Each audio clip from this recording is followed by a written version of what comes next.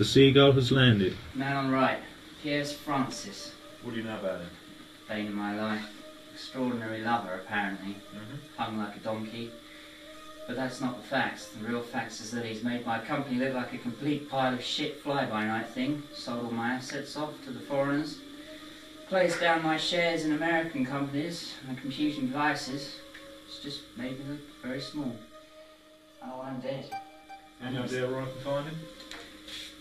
Well, he's been known to hang around the sort of red spot area of the old town there.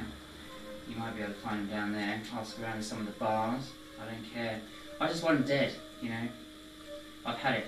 Every night I can't sleep. I just think about him being there, wrecking something else of mine, and I'm not having it. Leave it to me. Thanks.